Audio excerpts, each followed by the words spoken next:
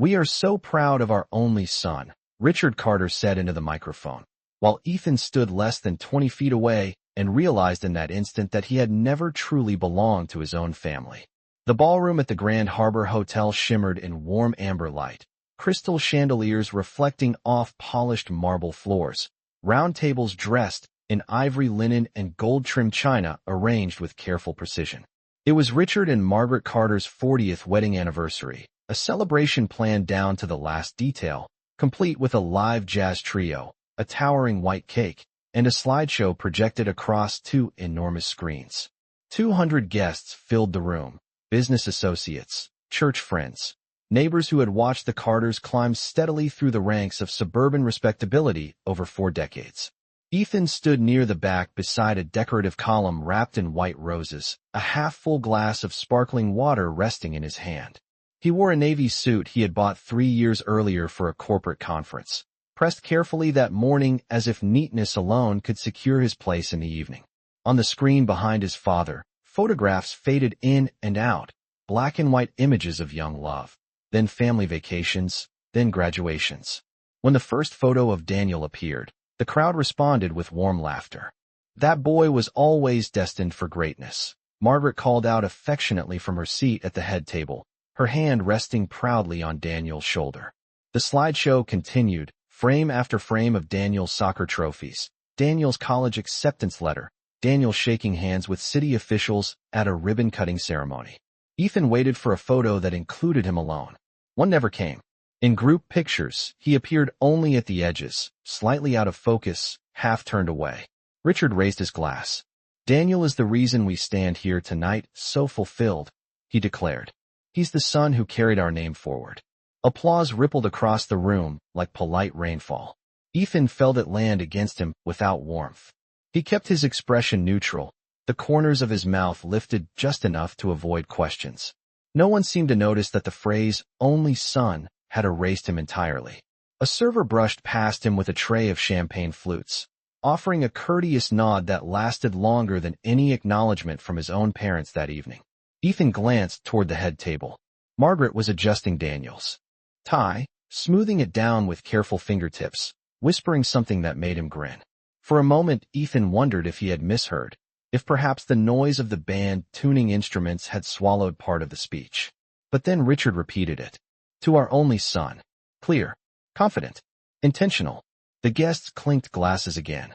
Ethan felt the weight of the room shift subtly, as though a quiet agreement had settled among them about who mattered and who did not. He straightened his jacket, placed his untouched drink on a passing tray, and remained standing perfectly still, a polite figure in the background of a celebration that had no space for him. The applause lingered longer than necessary, stretching into the kind of polished social noise that filled spaces where appearances mattered more than honesty. Ethan remained by the column until the guests began to shift back into their seats, conversations rising in comfortable waves about retirement investments, grandchildren, and the impressive success of the younger Carter brother. A waiter offered him a fresh glass of champagne, mistaking him for someone important enough to toast. Ethan declined with a small shake of his head. He preferred to keep his hands empty. From the head table, Daniel stood to hug their father, while Margaret dabbed at the corners of her eyes with a linen napkin, careful not to disturb her makeup. Cameras flashed. Someone called out for a family photo. Richard, Margaret, and Daniel, center stage, the event coordinator announced brightly. The phrasing slipped into the room as easily as the earlier declaration. Ethan waited, expecting a correction. None came. He watched as Daniel stepped confidently between their parents, one arm around each of them, forming the portrait that would likely hang framed in their living room for the next 20 years. Ethan felt the familiar sensation of being edited out before the final draft. He had felt it before at graduations, at business dinners, even at Christmas gatherings when his accomplishments were summarized in a single sentence, while Daniel's were detailed like a feature story. A cousin approached him with a sympathetic smile that carried the faint scent of perfume and pity. "You must be proud of your brother," she said gently. Ethan nodded. Of course. The answer came automatically, smooth and well-practiced. He did not mention the evenings he had driven 40 miles after work to help their father recover from heart surgery while Daniel traveled through Europe on a fellowship program funded partly by their parents. He did not mention the loan he had quietly repaid on their behalf during a difficult year when their small consulting firm nearly collapsed. Those details had never made it into speeches either. Across the room, Margaret laughed at something Daniel whispered in her ear. Ethan noticed how she leaned toward him, her body angled in instinctive alignment. When she glanced up and caught Ethan's eye, the look was brief and unreadable, as if she were acknowledging a distant acquaintance rather than her firstborn son. The band resumed playing, a slow instrumental piece that encouraged couples onto the dance floor. Richard raised his voice again. "Family is everything," he declared, drawing another ripple of applause. Ethan felt the words settle heavily in the space between what was spoken and what was lived. He checked his watch out of habit. It was 8:37 in the evening. The program would likely continue another hour with dessert and more tributes. He realized that he had not been mentioned once. Not as a child. Not as a son. Not as someone who had stood in the background holding the structure steady while others received recognition. Ethan inhaled slowly, straightened his shoulders, and understood with quiet clarity that invisibility was not an accident tonight. It was a choice, carefully repeated until it felt natural to everyone except him. The music swelled as more couples stepped onto the dance floor, and Ethan remained near the back of the ballroom, observing the choreography of celebration unfold with mechanical precision. The event coordinator dimmed the lights slightly, casting a softer glow over the tables as dessert plates were delivered one by one, each slice of cake adorned with delicate sugar roses that matched the decorations. Laughter rose easily from the center of the room, where Daniel now stood recounting a story from childhood that painted him as both charming and heroic. Richard laughed louder than anyone else. Margaret leaned against her husband's shoulder, nodding as though every word confirmed the narrative she preferred to remember. Ethan listened from a distance, noting how the story omitted the details that did not fit. It left out the afternoons when he had stayed home from basketball practice to help their mother balance household bills at the kitchen table. It erased the summer he worked double shifts at a hardware store so Daniel could attend a leadership camp their parents insisted was essential for his future. Those memories did not suit the image being projected tonight. A former neighbor approached Ethan with a warm handshake. "You must be doing well, too," the man said, searching his face as though trying to place him. Ethan offered a polite smile. "I manage." The answer was truthful and safely unremarkable. He had built a steady career in financial consulting, purchased his own modest home 15 miles from his parents, and paid every debt he had ever incurred. Stability, however, did not command applause in rooms that valued spectacle. Across the ballroom, the photographer gathered the immediate family again for another portrait, this time inviting spouses and close relatives. Daniel's wife was ushered forward with enthusiastic encouragement. No one called Ethan's name. He watched as chairs were rearranged to ensure Daniel and his parents remained centered in the frame. The absence felt deliberate now, less like oversight and more like quiet design. Ethan glanced at the large screen where the final slide appeared, a message in elegant script reading, "A legacy of love carried forward." Beneath it was a recent photograph of Richard and Margaret standing between Daniel and his wife, all four smiling confidently into the camera. There was no space reserved for anyone else. The symbolism was not subtle. Ethan felt a calm settle over him that surprised even himself. It was not anger, not even sadness. It was clarity. He understood that the evening was not about forgetting him in the rush of celebration. It was about choosing a simpler narrative, one that required fewer complexities and fewer acknowledgments. A narrative with one son. As the band transitioned into a lively tune and guests returned to their conversations, Ethan stepped away from the column for the first time that night. He moved quietly toward the exit doors at the side of the ballroom, passing tables where acquaintances nodded politely without pausing their conversations. No one stopped him. No one asked where he was going. The doors opened with a muted click, and cool evening air drifted in from the hotel terrace beyond. Ethan walked forward without hesitation, leaving behind the glow of chandeliers and the sound of applause that had never been meant for him. The terrace outside the ballroom was quiet, the music reduced to a distant echo behind thick glass doors. Cool night air brushed against Ethan's face, carrying the faint scent of the harbor 2 blocks away. The temperature had dropped to just under 50 degrees, and he realized he had left his coat draped over the back of a chair inside. He did not turn around to retrieve it. The patio lights cast long shadows across the stone floor, and for the first time that evening, there was no audience. Ethan walked toward the railing that overlooked the city skyline, resting his hands against the cool metal. Below, traffic moved steadily, headlights sliding through the streets with indifferent rhythm. Inside the ballroom, applause erupted again, muffled but unmistakable. Another toast, perhaps. Another carefully polished tribute. Ethan exhaled slowly, watching his breath fade into the night. He thought about the years that had led to this moment, not in dramatic flashes, but in small, ordinary scenes.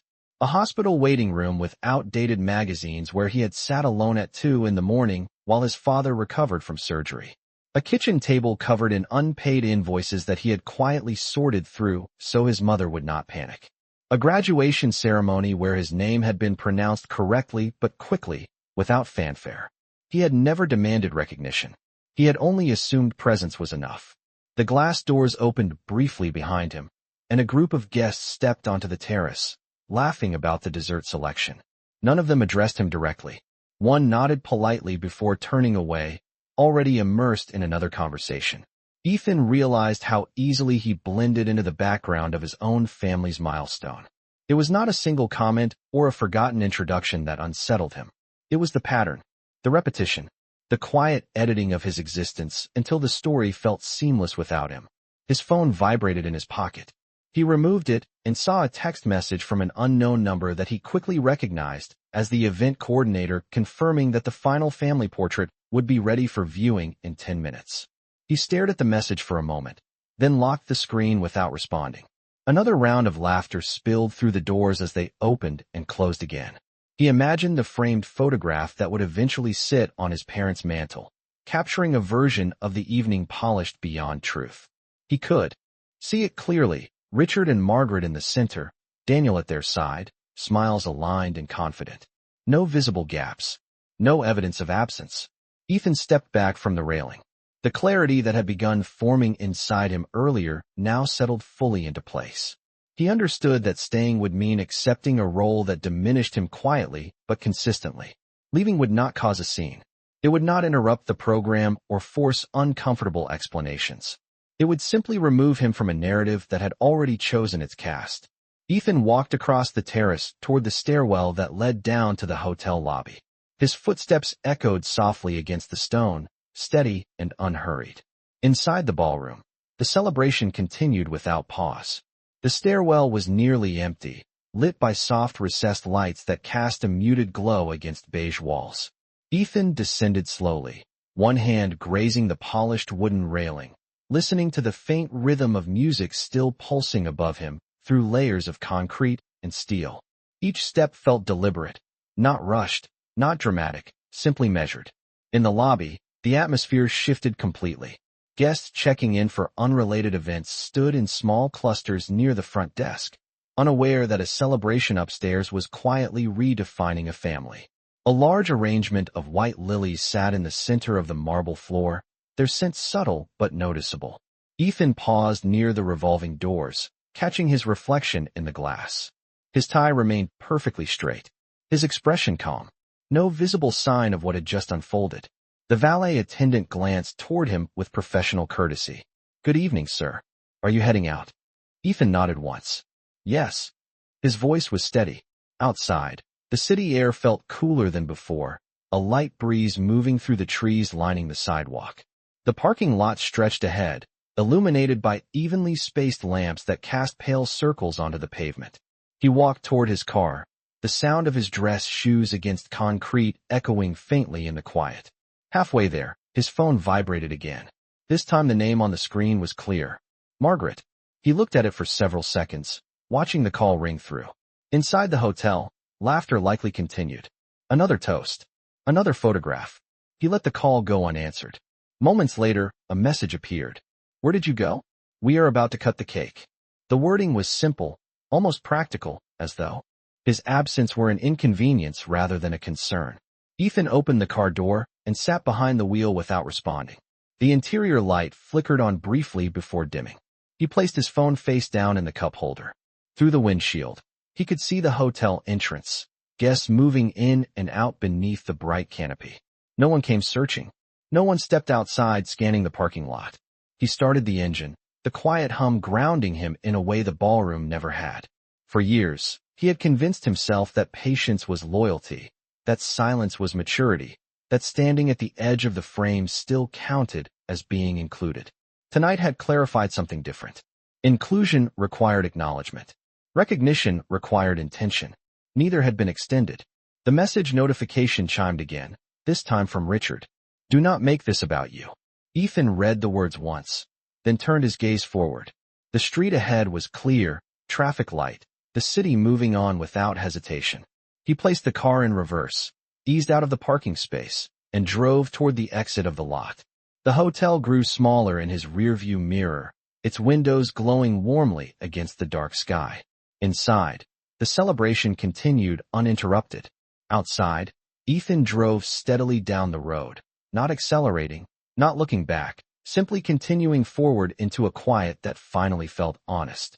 The road ahead stretched in a quiet line of streetlights and empty intersections, and Ethan kept both hands steady on the steering wheel as the hotel disappeared fully from view.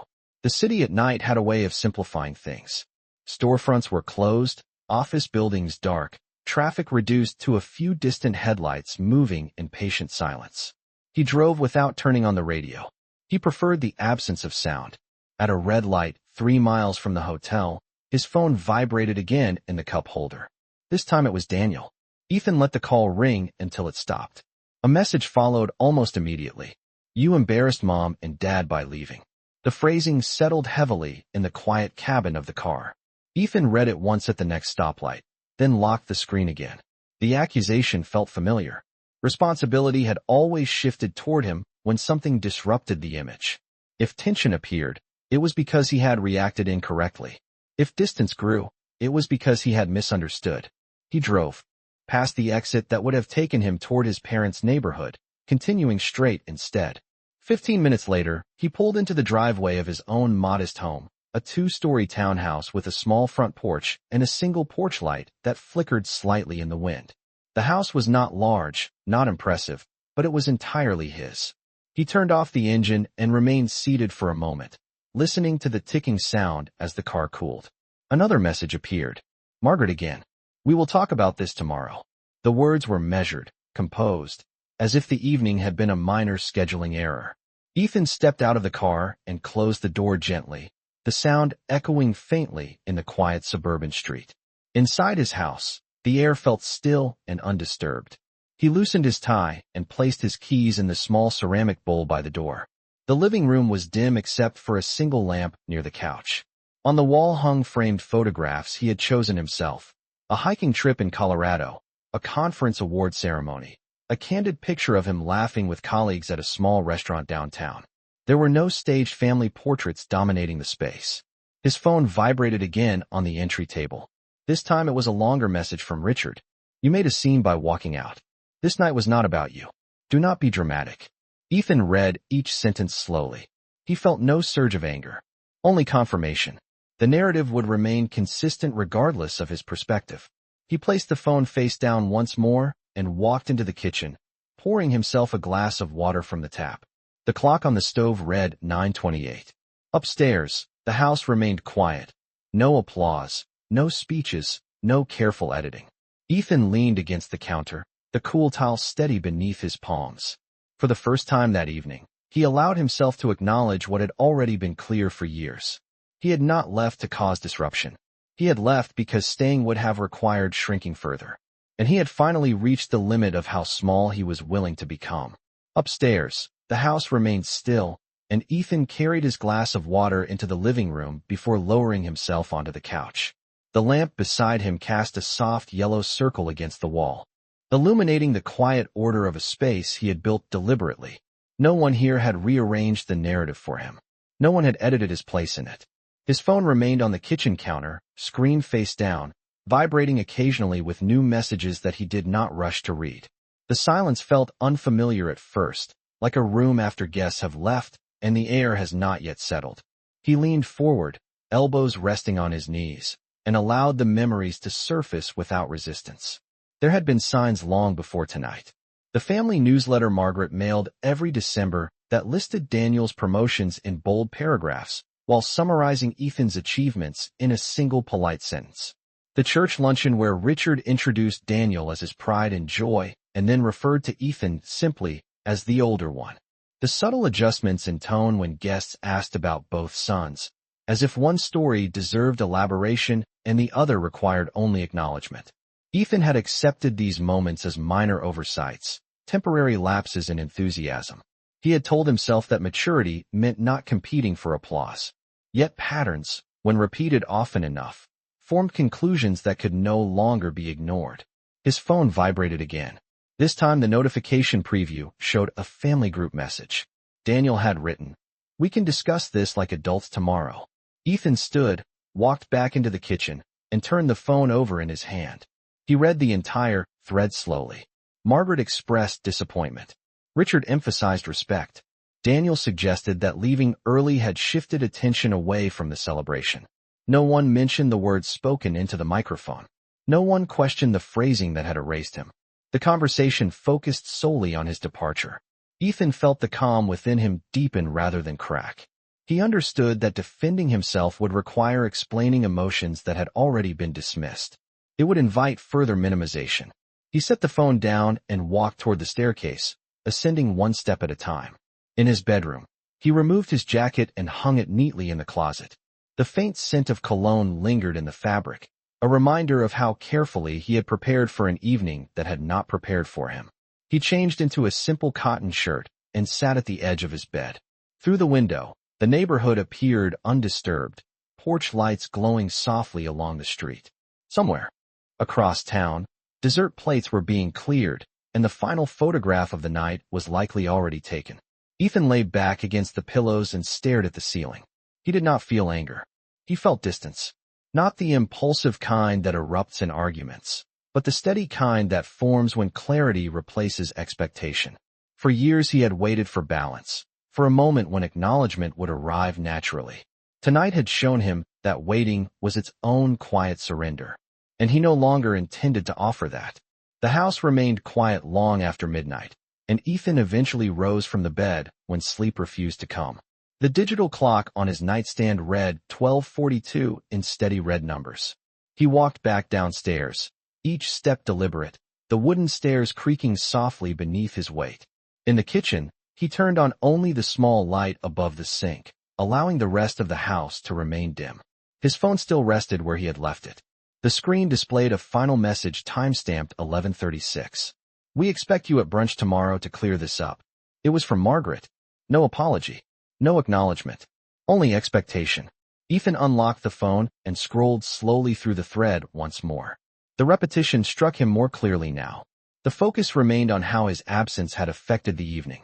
Not once did anyone reference the words spoken into the microphone or the framing of the family portrait.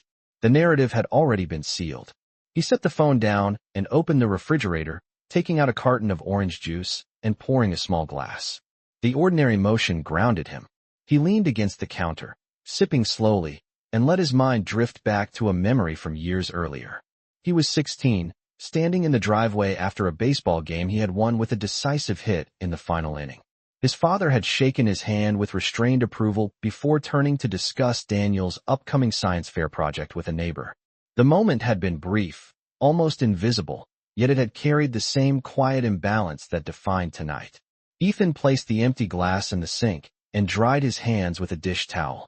He walked into the living room and picked up one of the framed photographs from the shelf. It showed him at 35, receiving a regional excellence award from his firm. The applause in that room had been genuine. His colleagues had known his work. They had spoken his name without hesitation. He returned the frame carefully to its place. The contrast felt instructive rather than bitter. His worth had never been dependent on a single stage or a single speech. Yet belonging within a family should not require negotiation. Ethan moved to his desk in the corner of the room and opened his laptop. The glow of the screen illuminated his face in the otherwise darkened space. He drafted a short email address to both Richard and Margaret. He did not accuse. He did not explain in detail. He wrote only that he would not attend brunch and that he needed time apart. He read the message twice to ensure it carried no anger, only clarity. After a pause, he clicked send. The quiet returned immediately, uninterrupted. Ethan closed the laptop and sat back in the chair, feeling the finality settle in gently rather than sharply. Outside, a light rain had begun to fall, tapping softly against the windows. He listened to it for a moment, recognizing the steady rhythm as something uncomplicated. In that quiet house, away from speeches and applause, he understood that distance was not an act of rebellion. It was an act of preservation. And for the first time, the choice felt entirely his. Morning arrived slowly, filtered through a pale gray sky that matched the quiet inside Ethan's home. The rain had stopped sometime before dawn, leaving faint streaks on the living room windows and a damp sheen across the driveway outside. Ethan had slept only a few hours, but when he opened his eyes, he did not feel restless. He felt resolved. The house was still, the kind of stillness that belongs entirely to its owner. No incoming messages disturbed the silence. No missed calls flashed across the screen. He reached for his phone on the nightstand and saw only one new notification from Daniel sent at 7:15 in the morning. "This is unnecessary. You are overreacting." Ethan read it once, then set the phone down without replying. The pattern continued even in daylight. His response was labeled dramatic. His absence was the disruption. The cause remained untouched. He rose from bed, showered, and dressed in simple clothes, a gray sweater and dark jeans, the uniform of an ordinary Saturday. In the kitchen, he brewed coffee and stood by the counter as the machine hummed steadily. Outside, a neighbor walked a golden retriever down the sidewalk, exchanging a casual wave as he passed the window. The world moved forward, unchanged. Ethan carried his mug to the dining table and opened his laptop once more, not to draft another explanation but to review his calendar. A meeting with a client scheduled for Monday. A quarterly performance review later in the week. Real responsibilities, measurable ones. He closed the calendar and opened the family photo folder stored on his computer, scrolling through images from years past. There were birthday dinners, backyard barbecues, holiday mornings.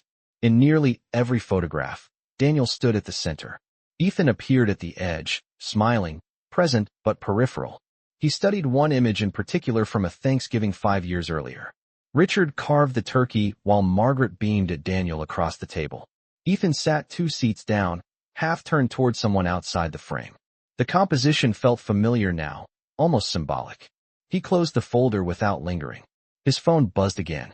Margaret this time. "We need to speak in person." The message carried urgency, but not reflection. Ethan placed the phone face down beside his coffee mug and looked around the room. The furniture he had chosen, the artwork he had hung, the quiet he had cultivated. He realized that returning to brunch, sitting across from them while they reframed the evening as a misunderstanding, would require him to accept their version of events once more. He finished his coffee and stood, rinsing the mug in the sink. At the front door, he slipped on his shoes and stepped outside, locking the door behind him. The air was crisp, the temperature just under 60 degrees, and the street smelled faintly of wet asphalt. Ethan walked down the sidewalk at an unhurried pace, hands in his pockets, breathing evenly. For the first time since the previous evening, he did not feel like someone leaving something behind. He felt like someone stepping fully into his own space, without apology and without explanation. The neighborhood park was only half a mile from Ethan's townhouse, and he reached it without realizing how far he had walked. The grass was still damp from the rain, small droplets clinging to the metal benches and darkening the wooden planks along the walking path. A few early joggers passed him, their footsteps steady, headphones in place, focused on their own routines. Ethan chose a bench beneath a maple tree and sat down, resting his forearms on his knees. The air felt clean, washed by the night's storm. His phone vibrated again in his pocket. He did not need to check to know who it would be. When he finally removed it, he saw 3 missed calls from Richard and another message that read, "You are dividing this family." Ethan studied the sentence carefully. The wording suggested that unity had existed before his departure, as though harmony had only fractured once he stepped outside the ballroom.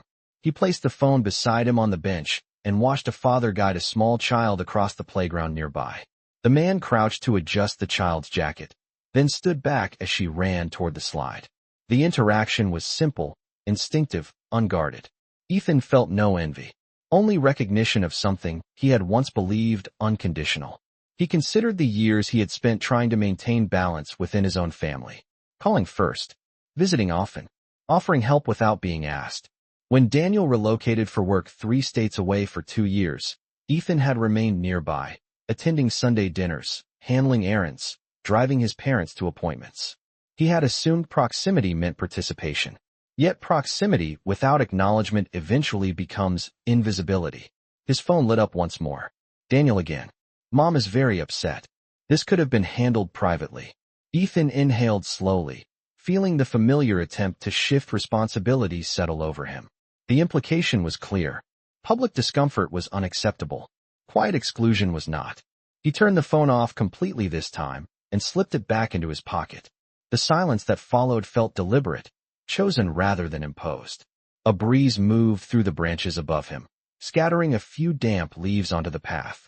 Ethan leaned back against the bench and closed his eyes briefly. He understood that responding immediately would only restart a cycle he had repeated for years, one where he explained himself carefully while others dismissed the foundation of his concerns. Distance was not a punishment. It was a boundary. After several minutes, he stood and resumed walking along the path that circled the park. Each step felt lighter than the last. The messages would remain unread for now. The brunch invitation would expire without his presence. And for the first time, the absence would not be an accident. It would be intentional, steady, and entirely his own decision. The path around the park curved gently toward a small pond at the center, its surface still reflecting the muted gray of the sky. Ethan slowed his pace as he approached the water, watching a pair of ducks glide across without disruption. The calm scene contrasted sharply with the steady vibration that had defined the previous 12 hours. His phone remained powered off in his pocket, a deliberate silence he had not allowed himself before. For years he had responded quickly, carefully crafting explanations that balanced honesty with restraint. He had answered late-night calls. He had returned messages within minutes. He had believed that consistency proved commitment. Now, walking beside the quiet pond, he understood that availability had slowly turned into expectation. A bench faced the water, and he sat again, this time leaning back fully, allowing his shoulders to rest against the cool metal frame. He thought about the word family and how often it had been used as both shield and obligation. Family meant forgiveness without conversation. It meant overlooking patterns because history felt sacred. It meant adjusting tone and timing so no one else felt uncomfortable. Yet family, he realized, should also mean recognition. It should mean that when a name is spoken into a microphone, it reflects reality rather than convenience. A jogger passed him, offering a brief nod of acknowledgment. Ethan returned the gesture automatically. Simple recognition from a stranger felt more balanced than the curated speeches he had heard the night before. His mind drifted to the upcoming week. The client presentation on Monday required precision and clarity. The quarterly review on Thursday would assess measurable outcomes. In those rooms, his contributions were documented, referenced, and discussed openly. There was no ambiguity about whether he existed within the frame. The contrast no longer stung. It clarified. Ethan exhaled slowly and considered the likely conversation unfolding at the brunch table across town. Margaret would speak about appearances. Richard would emphasize unity. Daniel would suggest compromise. The focus would remain on smoothing tension rather than addressing cause. Ethan had participated in that choreography before. He knew the rhythm. He also knew that stepping into it again would restart the cycle. A light breeze moved across the pond, rippling the water's surface and distorting the reflection of the trees. For a moment, everything looked slightly altered, then settled again. Ethan stood from the bench and began walking toward the park exit. The decision forming inside him did not feel impulsive. It felt measured, as though it had been building quietly for years and had simply reached its natural conclusion. He would not attend the brunch. He would not argue through text. He would not defend his departure as though it required justification. Silence, this time, would not be avoidance. It would be boundary. As he stepped onto the sidewalk leading back toward his home, the sun broke briefly through the clouds, casting a thin band of light across the street. Ethan walked through it without hesitation, steady and unhurried, aware that the path ahead no longer required him to stand at the edge of someone else's stage.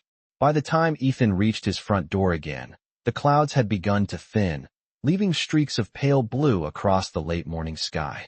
He unlocked the door and stepped inside, closing it gently behind him as though sealing off more than just the cool air. The house greeted him with the same quiet steadiness it had held all weekend. No raised voices, no speeches, no careful revisions of what had been said. He removed his shoes and placed them neatly beside the entryway mat, the small routine grounding him in the present. In the kitchen, he turned his phone back on and set it on the counter without immediately picking it up. It powered on slowly, notifications appearing one by one. 3 missed calls from Margaret, 2 from Richard, 1 from Daniel. A final message timestamped 10:42 in the morning read, "If you do not come today, do not expect things to remain the same." Ethan read the sentence twice. The implication was meant to intimidate, to suggest that absence would carry consequences. Yet something in him recognized the quiet irony. Things had not been the same for years. The difference was that he had finally acknowledged it. He poured himself another cup of coffee and leaned against the counter, the warmth of the mug steady in his hands. He imagined the brunch table now partially cleared, the conversation turning from irritation to interpretation. They would describe him as sensitive, perhaps distant, maybe even ungrateful. It was easier to label a reaction than to examine a pattern. Ethan did not draft a reply. He did not defend his position. Instead, he walked to his desk and opened a blank document on his computer. Not to send, not to confront, but to clarify his own thoughts. He wrote a single sentence. "I will no longer participate in spaces where I am invisible." He stared at it for a moment, then closed the document without saving. The statement did not need to be archived to remain true. His phone vibrated once more. A final message from Daniel read, "You are making this permanent." Ethan placed the phone face down again and exhaled slowly. Permanent. The word felt heavier than the previous accusations, yet it carried an unexpected relief. Permanence meant clarity. It meant the end of rehearsed explanations and strategic silences. It meant no longer negotiating for acknowledgment. He carried his coffee into the living room and sat in the armchair near the window. Sunlight now filtered through more confidently, illuminating the framed photographs on the wall. Each one reflected a version of his life he had built independently, without commentary or comparison. The house remained quiet, and for the first time since the previous evening, the quiet felt expansive rather than uncertain. Ethan understood that distance might stretch longer than a weekend. It might alter holidays, birthdays, future gatherings. But the alternative would have required him to shrink again into the edge of a photograph that excluded him by design. He lifted the coffee mug to his lips and took a steady sip, his gaze fixed on the light moving across the floor. Whatever changed next would not be dictated by applause or omission. It would be shaped by the simple decision he had already made, a decision that no longer trembled beneath expectation but stood calmly in its own space.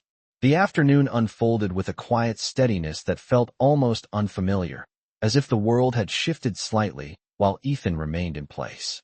Around 2 o'clock, sunlight filled the living room completely, casting sharp lines across the hardwood floor. He had not received any new messages in over an hour. The silence from the other side now felt deliberate as well. Perhaps brunch had ended. Perhaps conclusions had been drawn in his absence. Ethan did not speculate for long. He stood from the armchair and walked toward the hallway closet, retrieving a small cardboard box he had stored on the top shelf years earlier. He carried it to the dining table and opened it carefully.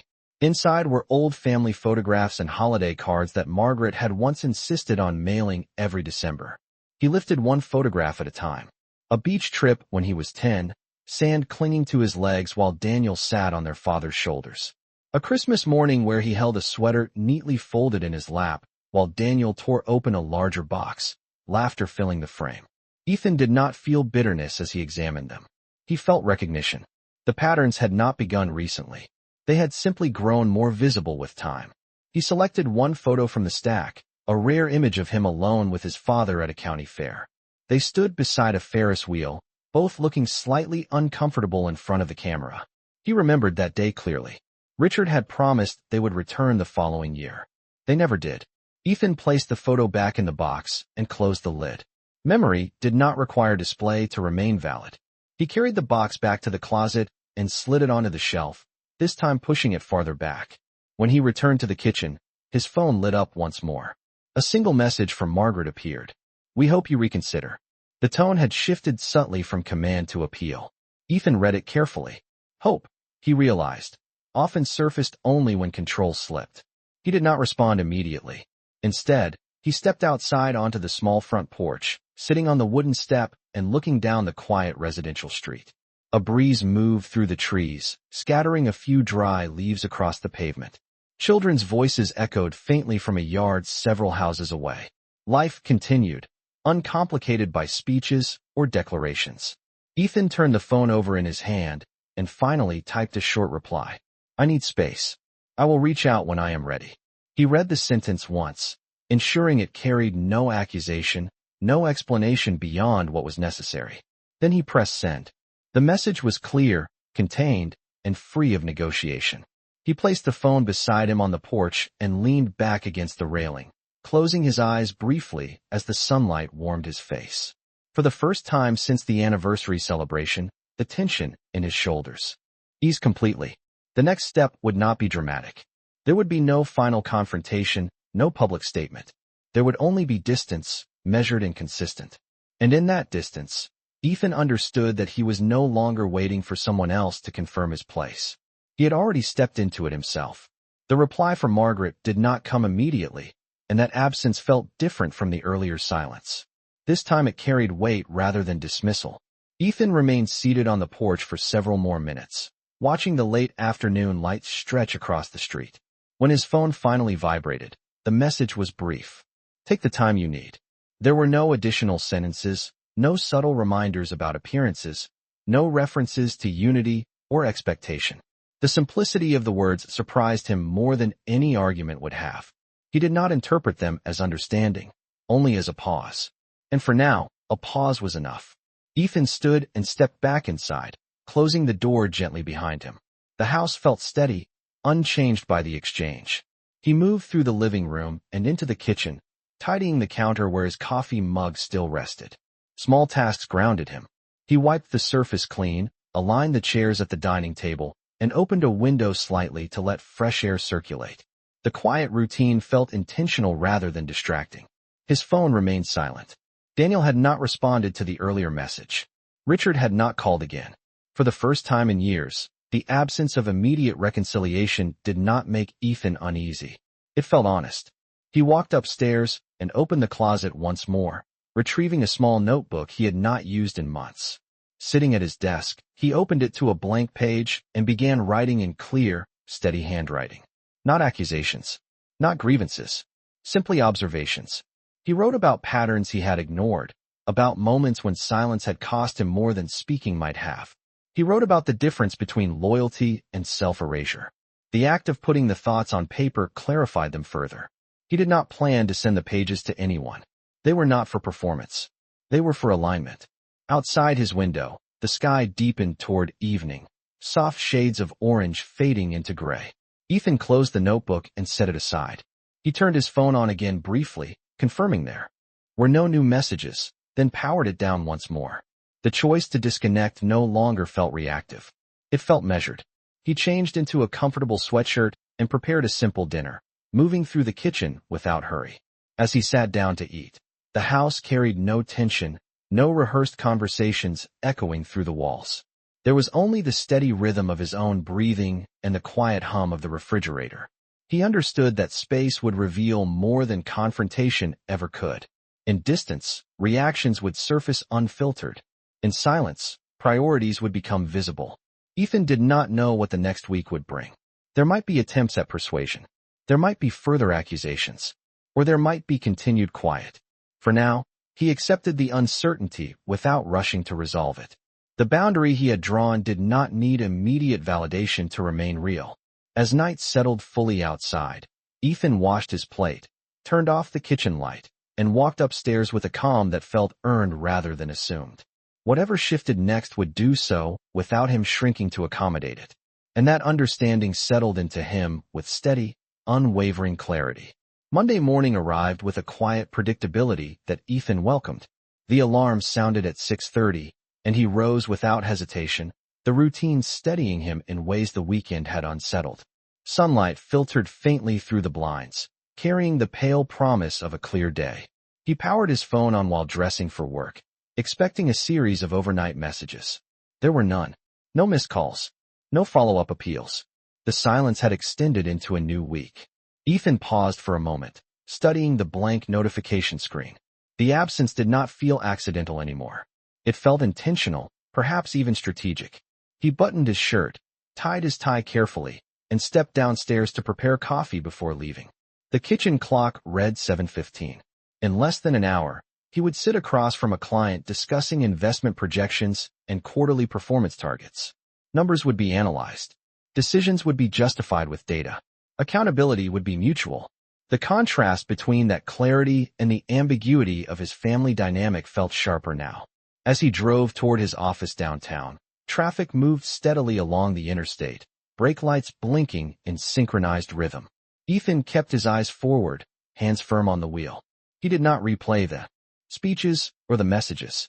He did not rehearse potential conversations. The quiet had created space for something else to surface. Relief. Not dramatic relief, not triumphant, but subtle and persistent.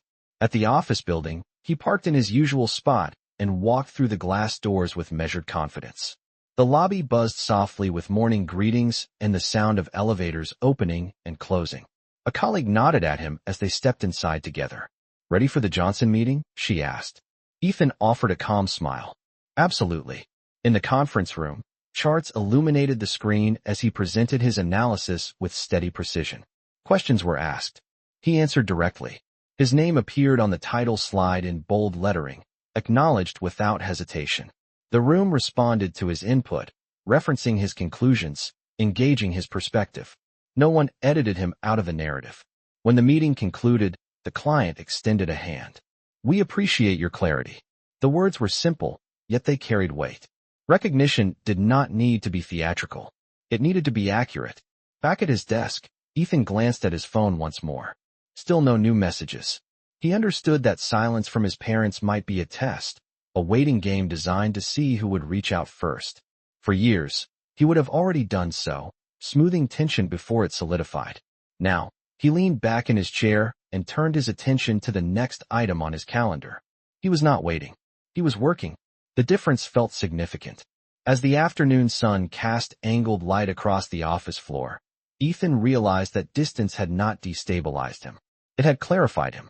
The weekend had drawn a line he had long avoided acknowledging. And as he continued through his workday with steady focus, he understood that the quiet on his phone was not emptiness. It was space. Space he had finally chosen to keep.